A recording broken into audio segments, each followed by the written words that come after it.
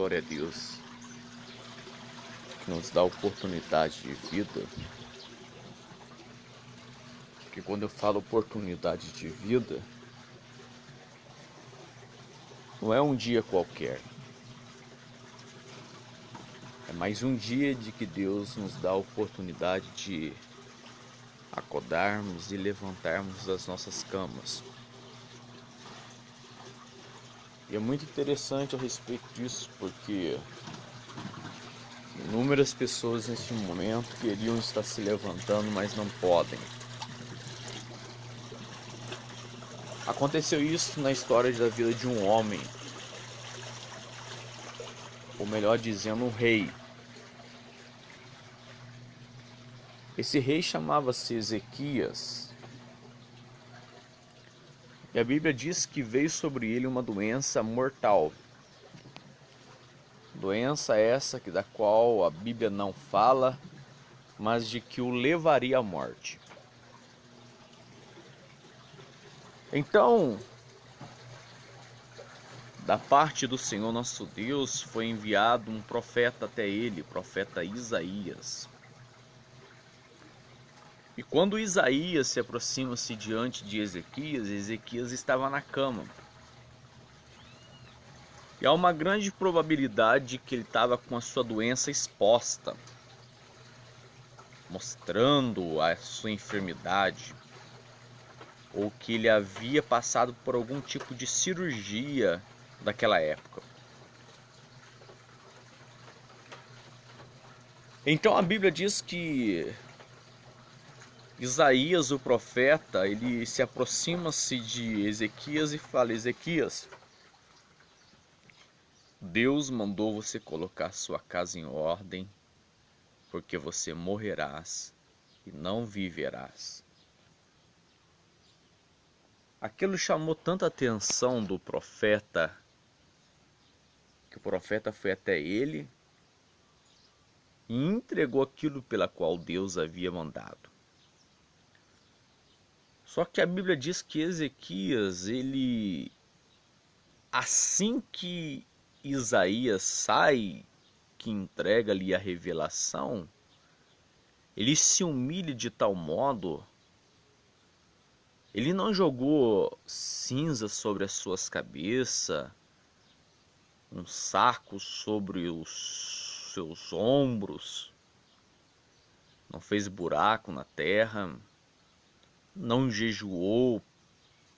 Ele simplesmente, na onde ele estava deitado, que possivelmente seria o leito da morte, a Bíblia diz que do leito da morte, Ezequias ele vira o rosto para a parede e ele vai fazer uma oração a Deus.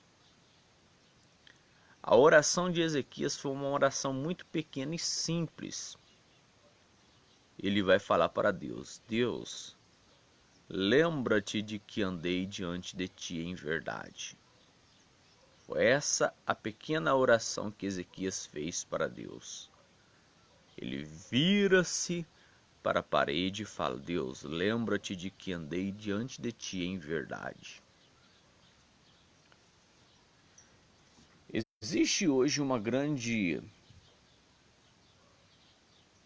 número de pessoas que da quais estão passando pelo leito da enfermidade. Existem vários aspectos que podem fazer com que o mesmo passe a adquirir algum tipo de enfermidade. Existem enfermidades emocionais, existem aquelas enfermidades que vêm da parte de Deus para tratar conosco, e existem aquelas umas que são fisiológicas mesmo. Infelizmente o corpo ele não está preparado, ela vem e acaba nos levando. Mas é interessante de que duas coisas me chamam a atenção na vida de Ezequias. A primeira era de que Ezequias estava na cama, ele estava numa cama e com a sua ferida exposta. Sua ferida estava exposta para quem quisesse vir ver o rei e pudesse olhar as feridas de Ezequias. A Bíblia não vai relatar de que houve algum tipo de aglomeração de pessoas para ir ter com Ezequias, para ir vê-lo. Por isso existe uma grande percepção do texto pela qual nós estamos nos referindo sobre a vida de Ezequias, de que as pessoas eles acabam que erram. As pessoas erram muito. Porque quando Deus fala para Ezequias colocar sua casa em ordem, ele não está se relacionando sobre que Ezequias estava em pecado, mas sim de que Ezequias tinha que preparar o sucessor para ocupar o seu trono no reinado.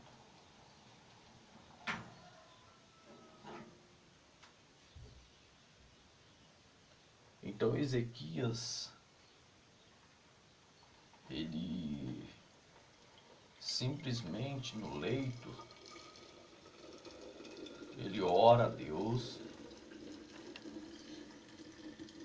e fala com Deus: lembra-te de que eu andei diante de ti com muita sinceridade.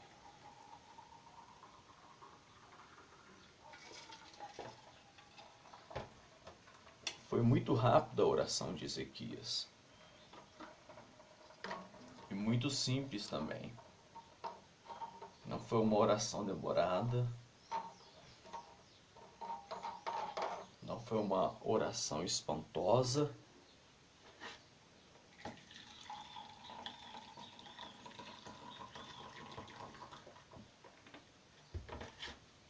Mas foi uma oração muito simples, da qual ele fizera a Deus.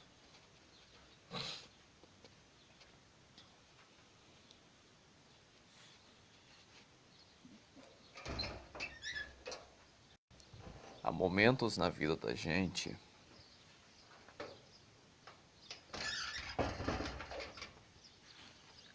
em que nós nos deparamos também com essas situações. Situações essas que se chamam-se, para nós cristãos, chamado dia mal. Ele sobrevém sobre as nossas vidas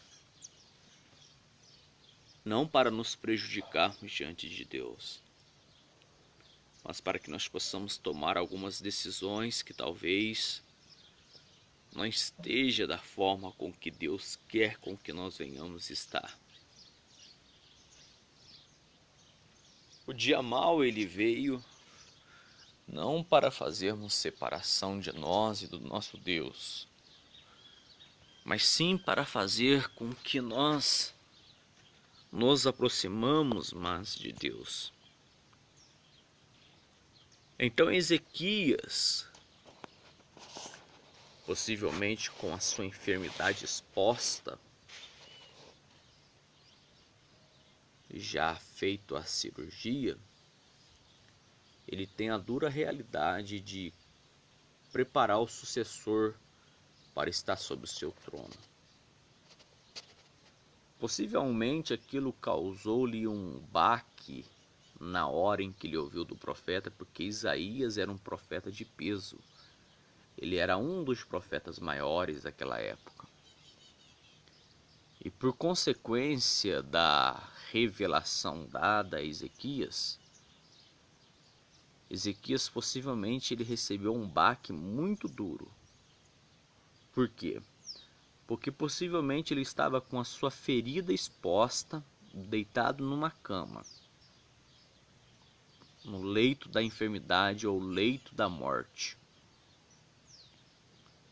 Então quando Isaías diz para ele colocar sua casa em ordem, porque não viverás, não é que Ezequias havia cometido algum tipo de pecado, porque a oração de Ezequias traz a resposta a respeito disso.